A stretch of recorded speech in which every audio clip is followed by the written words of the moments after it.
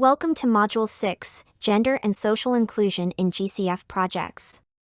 In this module, we will take a closer look at how GCF is mainstreaming gender in all aspects of its operations and the gender and social inclusion requirements for GCF funding proposals. With that, let's get started. Climate change impacts women and men differently, often placing greater burdens on women. Women tend to suffer higher fatalities from climate-related disasters and face increased household responsibilities, such as collecting firewood and water. Their livelihoods, closely tied to natural resources, are particularly vulnerable to declines in productivity, especially in rural areas. In urban settings, economically disadvantaged women struggle more than men to regain financial stability after disasters. Despite these challenges, women play crucial roles in climate change mitigation and adaptation, including as small-scale farmers and community leaders. GCF has embedded gender perspectives into its decision-making and resource allocation processes from its inception. This ensures gender-responsive climate actions that serve both women and men equally. Gender integration is a core principle of the GCF, promoting inclusive participation in developing and implementing funded projects. The GCF aims to maximize the impact of its funding by promoting environmental, social, economic, and developmental co-benefits through a gender-sensitive lens. Gender equality enhances the effectiveness of climate mitigation and adaptation efforts, making climate actions more impactful and cost-effective by addressing all genders' different needs and contributions. GCF implements a gender-responsive strategy as outlined in its gender policy, which was established by the fund's governing body in 2015 and revised in 2019. The GCF Gender Policy guides accredited entities on gender-related documentation for submitting funding proposals. This process requires a preliminary gender and social assessment to be included with the funding application that provides an overview of the gender equality context in the project's area, identifies relevant gender issues, and pinpoints opportunities for positive impacts on women and men. At the project preparation phase, accredited entities must also present a gender and social inclusion action plan. This plan outlines the gender-responsive measures to be integrated into the project, including specific gender performance indicators, sex-disaggregated targets, timelines, assigned responsibilities, and a detailed budget for each activity. GCF's requirement for a gender and social inclusion action plan is a distinctive aspect of its funding proposal protocol, setting it apart as the only climate finance mechanism insisting on such comprehensive planning. GCF plans to further solidify this practice by making both the initial gender and social assessment and the gender and social inclusion action plan compulsory components of future funding proposal submissions. You can find the GCF gender policy in the additional resource section of this module. The GCF gender policy is in sync with the United Nations Sustainable Development Goals, SDGs, which clearly prioritize gender equality. This commitment is reflected in SDG 5, which focuses on gender equality and women's empowerment and is integrated across all SDGs. One objective in the fight against climate change includes enhancing capabilities for efficient climate change-related planning and management in the least developed countries and small island developing states, with a particular emphasis on supporting women in vulnerable communities. The gender policy commits GCF to enhance gender equality within its governing structure and day-to-day operations, and promote the goals of gender equality and women's empowerment through its decisions on the allocation of funds, operations, and overall impact as outlined in the Gender Action Plan. The policy comes with 3 objectives to enhance gender equality by integrating it into climate change mitigation and adaptation initiatives, reduce social and gender-related risks in all climate change actions, and narrow the gender gap exacerbated by climate change, addressing social, economic, and environmental vulnerabilities by mainstreaming gender equality in GCF climate investments. There are 4 principles in the GCF gender policy. Principle 1 states that GCF's gender policy aligns with key international frameworks and principles, notably the UNFCCC, which emphasizes gender equality and women's empowerment in addressing climate change. The policy is consistent with the Universal Declaration of Human Rights, the Convention on the Elimination of All Forms of Discrimination Against Women, the SDGs, and the International Labour Organization's core conventions. It upholds the equal rights of women and men in accessing GCF services for climate change adaptation and mitigation. The policy also draws from the Paris Agreement, highlighting the need to respect and promote human rights, health rights, and the rights of vulnerable groups, including indigenous peoples, in climate action. Furthermore, Article 7.5 of the Paris Agreement guides the policy, advocating for a country-driven, gender-responsive approach to adaptation that is participatory, transparent, and considers vulnerable communities and ecosystems, supported by science and indigenous and local knowledge. Principle 2 stresses the need for equitable participation of both women and men in all aspects of project engagement, from stakeholder consultations to decision-making and evaluation. It urges NDAs or focal points that oversee a country's interactions with the GCF to adopt inclusive, equal, and non-discriminatory practices in harmony with the nation's existing capabilities, gender policies, and the GCF's guidelines for increased country ownership and broad-based stakeholder involvement. Principle 3 states the GCF's gender policy mandates equal and equitable engagement opportunities for both women and men, including vulnerable groups, in all stages of the project cycle. This is following the fund's environment and social policy. The policy emphasizes the importance of gender-sensitive and culturally aware consultations by AEs, adhering to GCF's environmental and social policy and Indigenous peoples policy.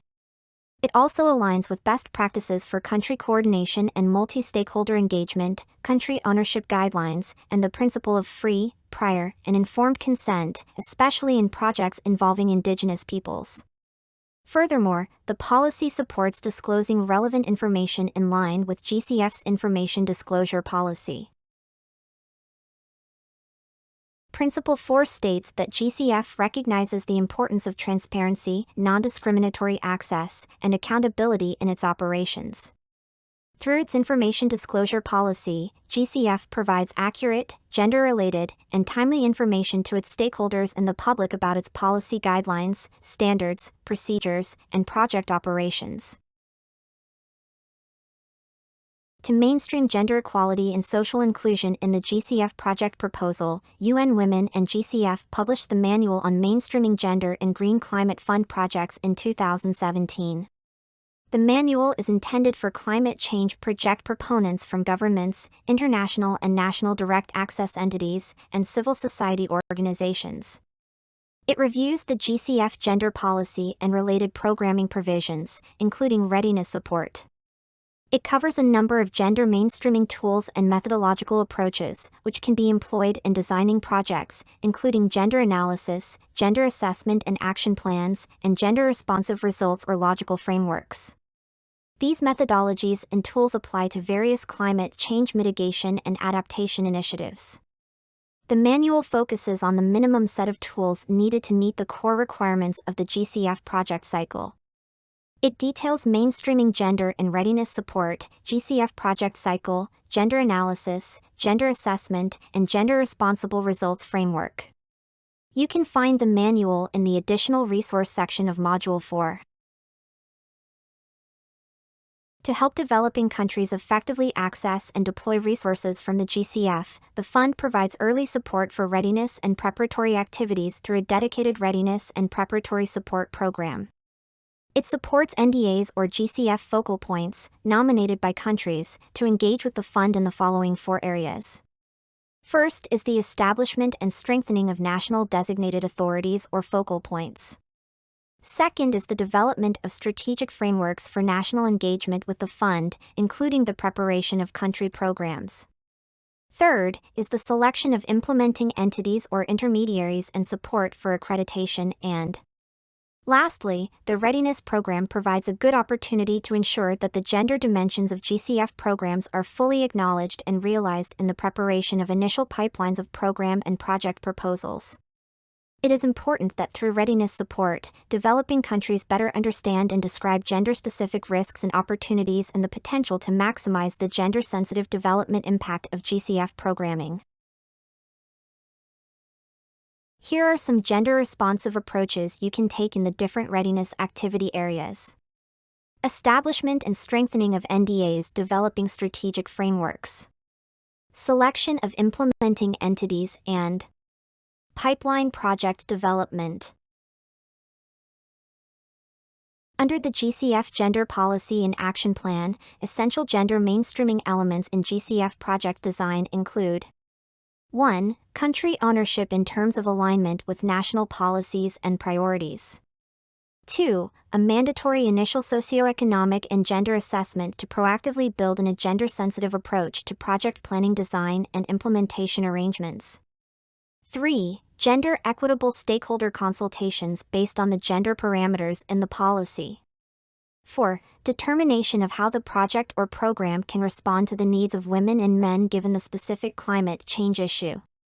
5. Identification of drivers of change and gender dynamics required to achieve the project or program adaptation or mitigation goals. And 6. Identifying and designing specific gender elements for project or program activities. Integrating gender aspects at the early stages of climate change mitigation and adaptation projects is essential. Project developers should align their initiatives with national climate plans to address mitigation, adaptation, and resilience challenges. National instruments under the UNFCCC help countries assess greenhouse gas emissions and climate impacts and identify priorities and actions. Involving women and men of various ages in early project discussions ensures that their roles and benefits as stakeholders and managers are understood. The project concept note should include gender considerations, detailing objectives, activities, expected results, performance indicators, and costs, with a focus on gender needs and interests related to climate risks and resilience. It should also outline the expected environmental, social, health, and economic co-benefits, emphasizing gender-sensitive development impacts to reduce gender inequalities in the context of climate change. The GCF project proposal requires comprehensive information and data, including a gender analysis. This analysis aims to enhance understanding of the different impacts of climate change on men and women and their respective abilities to act. The goal is to develop suitable responses to climate change risks and impacts. Regardless of the project sector, it is essential to integrate gender issues into the terms of reference for all feasibility studies and environmental and social impact assessments. Include a gender expert in the study team and collect sex disaggregated data before the project's implementation. And these can be done through gender analysis, gender action plan, and gender-sensitive Monday framework. For the GCF, the primary objective of gender analysis in the context of climate action is to understand how women and men are affected by the problem that the project will address. For example, inefficient resource use patterns in the case of climate change mitigation or women's and men's exposure to climate risks and impacts for climate change adaptation. A secondary objective is to identify opportunities when women, in particular, can act as agents of change, improving climate action's overall effectiveness. Sample questions to facilitate this process include: what is the context for the proposed project intervention, including climate risks and impacts? Who has the resources in the project area, who has the land, and who has the assets? What are the gendered roles and responsibilities in the project area? Who decides in the household and the community? And finally, who benefits from project activities and interventions? The gender analysis results, based on the information and data collected together with the stakeholder analysis, are synthesized into a gender narrative, which constitutes the basic component of the gender assessment.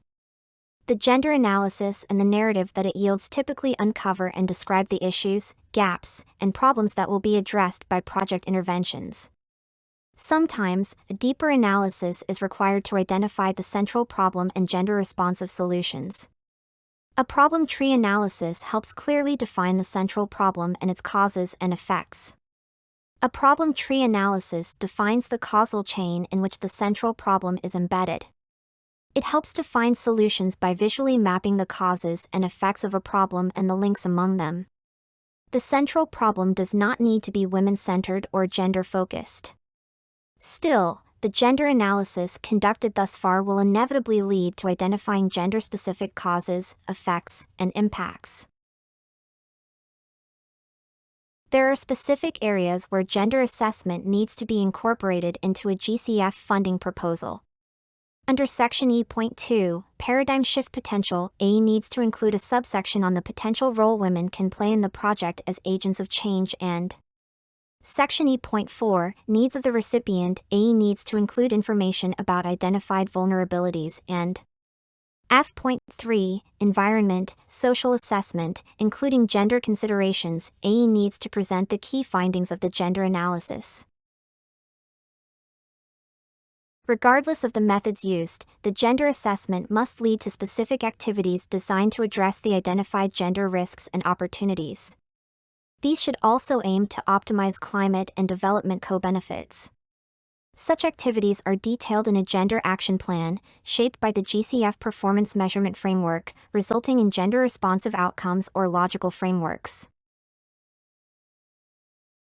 The purpose of a Gender Action Plan is to operationalize the constraints and opportunities for women and men identified during the gender analysis, with the intention of integrating them into the project design.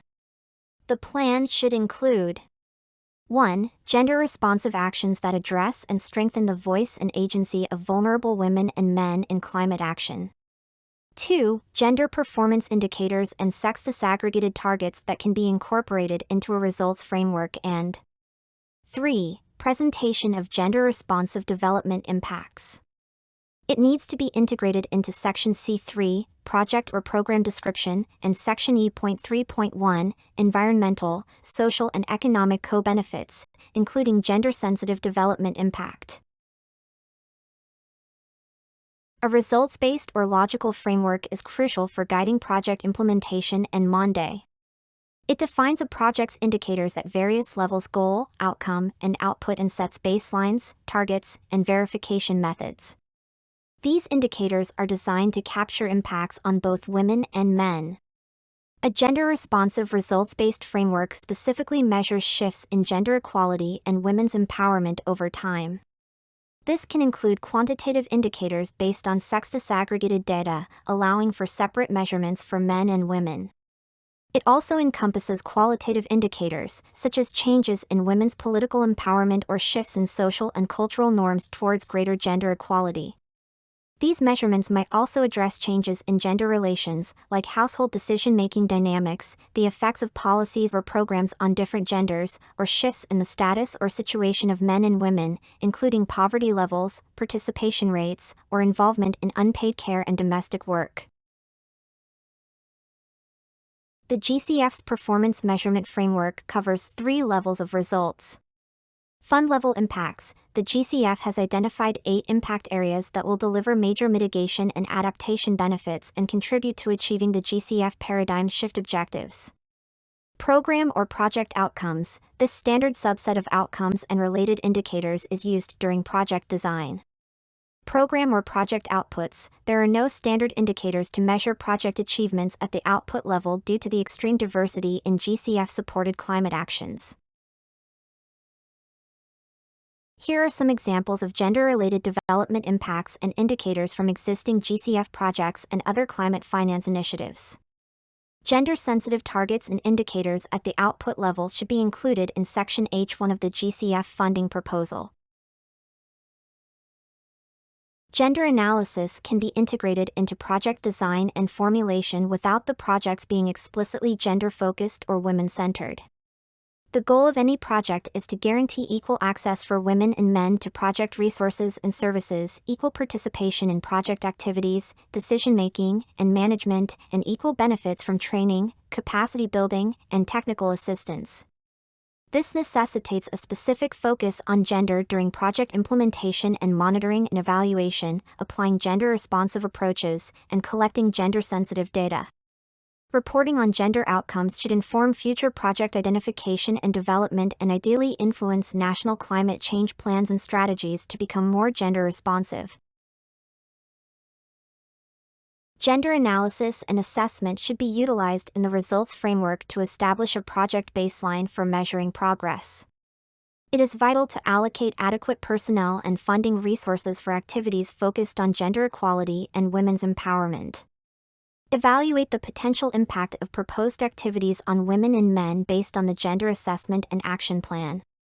Develop gender-responsive strategies to mitigate these impacts, ensuring that both men and women can equally benefit from and access project resources, services, technologies, and training.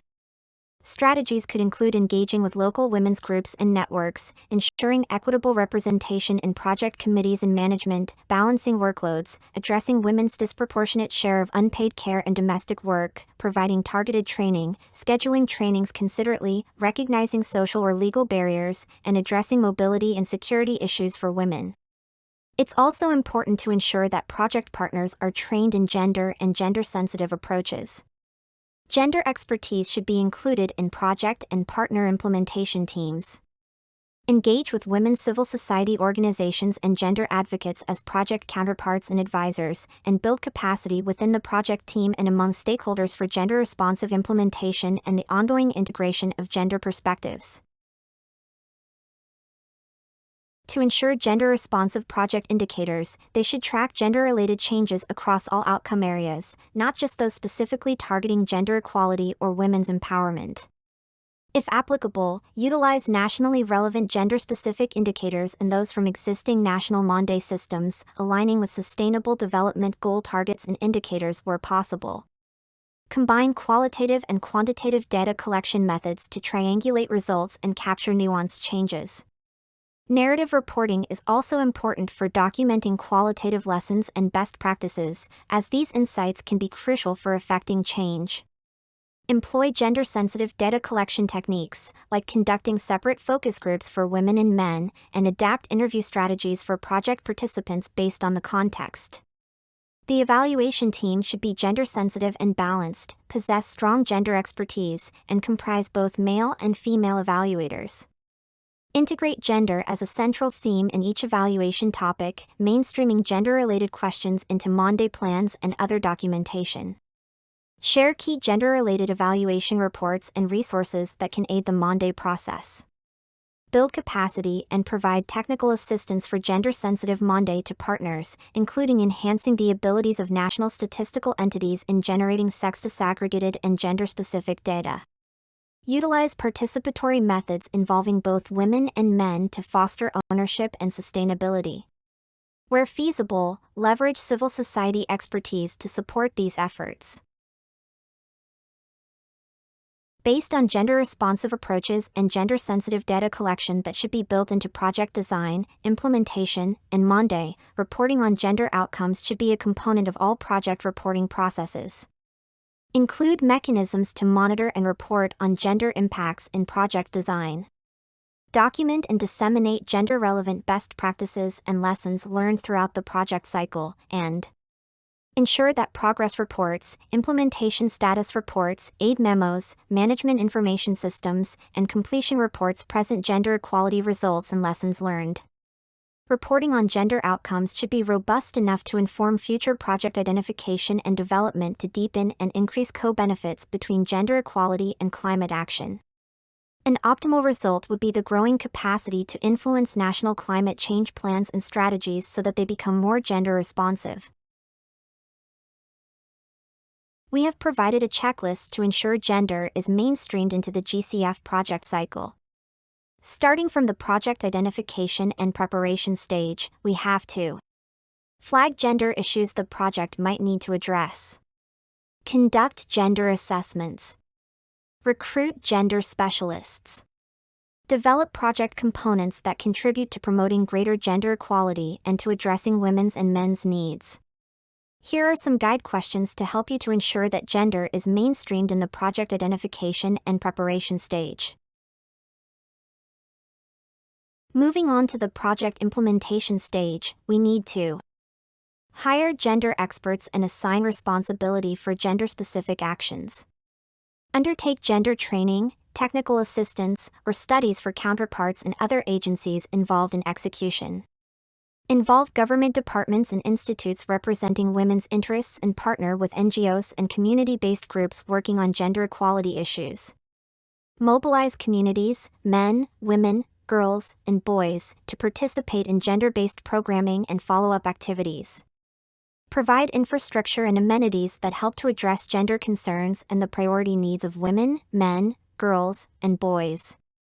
Here are some guide questions to help you ensure gender is mainstreamed in the project implementation stage. And during the project monitoring and evaluation stage, we have to include gender-specific outputs and indicators in the overall project results framework. Include mechanisms to monitor and report on gender impacts. Hire a gender specialist with a strong Monday background to assist in monitoring and evaluating gender-specific components of the project. Include provisions for capacity development for the executing agency on gender-based Monday. Document and disseminate gender-relevant best practices and lessons learned. Here are some guide questions. The key message is that GCF project proponents should conduct a project appraisal to ensure gender is mainstreamed throughout all stages of the project cycle, delineating what needs to be done by whom. Next, let's look at an actual example of gender equality and social inclusion in a GCF project. An actual example of gender and social inclusion integration in a GCF project is the Enhancing Climate Resilience of India's Coastal Communities project. This initiative aimed to empower vulnerable coastal communities against climate-related impacts by strengthening embankments, regenerating ecosystems, and improving early warning dissemination systems. UNDP, acting as the AE, performed a gender analysis for this project in Odisha, Maharashtra, and Andhra Pradesh. This analysis focused on the gender division of labor and barriers to resources and decision-making that limit women's climate adaptation. It also assessed livelihoods from a gender lens, examined the interplay of gender with social factors, and the effects of technology and markets on gender roles. The study emphasized the need for gender-specific data for project evaluation and offered strategies for gender-focused project outcomes. Based on the gender analysis, a gender action plan was developed that led to the following activities. 1. Women's leadership. The initiative championed the creation of women-headed community-based organizations that played a significant role in the decision-making and oversight of sustainable livelihood initiatives. 2. Capacity building. Targeted training workshops provided women with expertise in climate-adaptive farming techniques and financial management, promoting women's business leadership in their communities. 3. Livelihood diversification. Project-backed endeavors are particularly advantageous to women, facilitating the growth of diverse income sources like small-scale fisheries and agricultural enterprises. The list of activities continues with 4. Access to resources. Steps were taken to provide women equal opportunities to obtain essential resources like seeds, tools, and credit for pursuing climate-resilient livelihoods. 5. Targeted assistance. The initiative pinpointed and supported vulnerable demographics, including women, seniors, and those with disabilities, to boost their capacity for climate adaptation. 6. Inclusive planning. The project incorporated gender considerations into its design, ensuring equitable access to the resulting infrastructure and services, such as gender-specific sanitation facilities. 7. Gender-sensitive data. Gender-focused data gathering and monitoring practices were employed to evaluate the disparate effects on men and women and gauge the success of interventions aimed at gender equity. The project was a good example of GESI integration in a GCF project. You can find more details about the gender component in the additional resource section of this module. You can also find other relevant information on other GCF projects on the GCF website. Another example of gender equality and social inclusion is from the Philippines. FAO has incorporated gender equality and social inclusion into the Adapting Philippine Agriculture to Climate Change Project, or APA, approved in March 2023. This project aims to enhance climate resilience in the Philippines' agricultural sector, focusing particularly on rural areas vulnerable to climate impacts. With a total funding of $39.2 million US, the APA project targets approximately 1.25 million agricultural workers across 9 provinces identified as climate change hotspots. The initiative seeks to integrate climate-resilient agriculture (CRA) practices and technologies to help farmers adapt to climate change while enhancing their income generation capabilities. Gender equality and social inclusion are central to the APA project's strategy. The project aims to empower women and Indigenous peoples. By focusing on CRA enterprises led by women and Indigenous groups, the project ensures that these often marginalized groups are actively involved in and benefit from climate adaptation efforts. Capacity building, training and technical support are provided to enhance the capacities of women and other vulnerable groups to adopt CRA practices. Inclusive planning and implementation. Women and men of various ages are involved in project planning and decision-making processes to ensure their needs and perspectives are addressed. The APA project outcomes continue with improved livelihoods, enhanced resilience and income generation capabilities for women and Indigenous communities through CRA practices. Increased awareness of climate risks and resilience strategies among rural populations. Sustainable development, integration of CRA into broader rural development programs, contributing to long-term sustainability and resilience. This project exemplifies how integrating gender equality and social inclusion into climate projects can create more equitable and effective outcomes. By addressing the specific needs of women and marginalized groups, the APA project not only enhances overall community resilience but also promotes social equity and economic stability. This concludes Module 6. Please make sure you go to the quiz section to complete the module before moving to the next module.